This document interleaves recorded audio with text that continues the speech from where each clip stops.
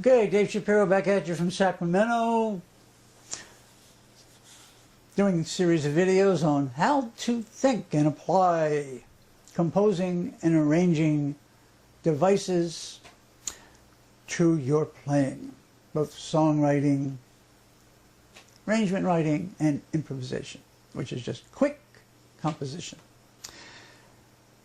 Pandiatonic is a classical word and basically just refers to using any notes you want from a scale to create a cluster.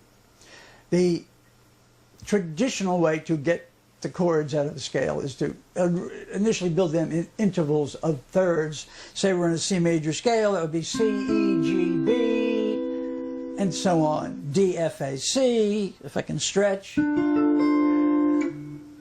G, B, D, and so on.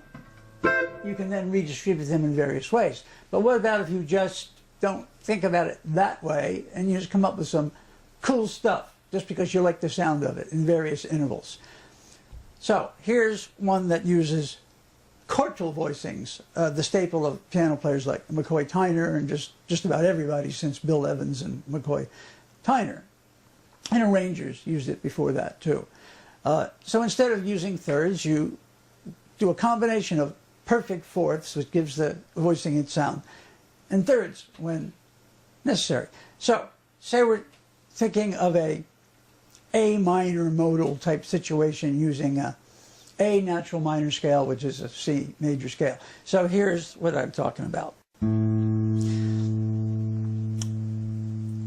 Here is A on the bottom, then D, above it G, C. That's all perfect fourths.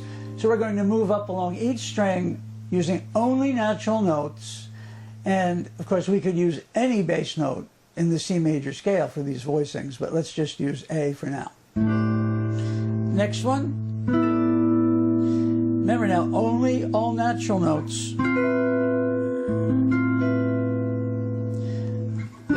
Some will be perfect fourths.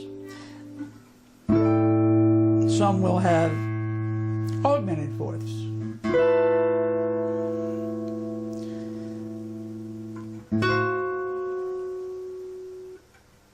Oops, I had F sharp, sorry. There we go, going backwards.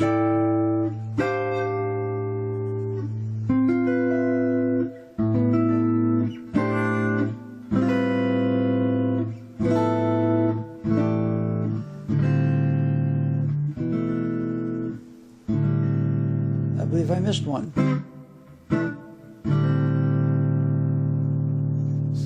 Again, as mentioned in a previous video, you can use this to comp with, either on keyboards or on a stringed instrument, or you can use those hand shapes to give you linear ideas you might not have had in the usual scale fol-de-rol that everybody normally does.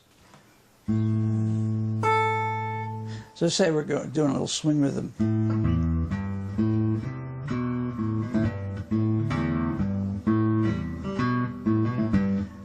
You're doing like one note at a time type playing, but you're approaching it a little differently.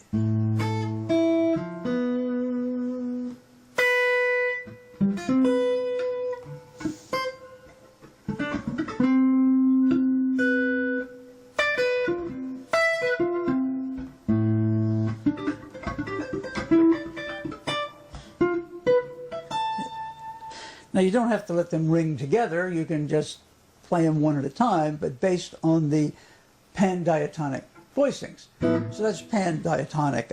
Here's one with more of a cluster sound to it. Here's sort of a cool sound. Let's do this.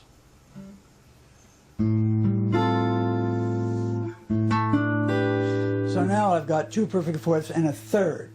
And we're just going to move up through the scale. Now sometimes we're going to get a weird interval from this one. So if you don't like that, just don't do it. Just see what you get by doing that mechanical moving up the scale like that. Some of them are going to sound really neat. Some you might not like as much.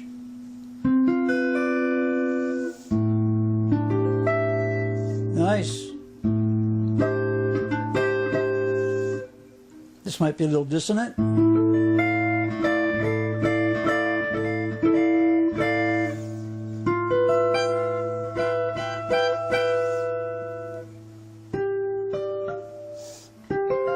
Yeah, we're back where we started.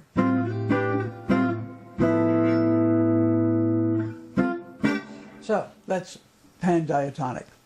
Come up with a more spacier sounding linear approach. And next time, new subject.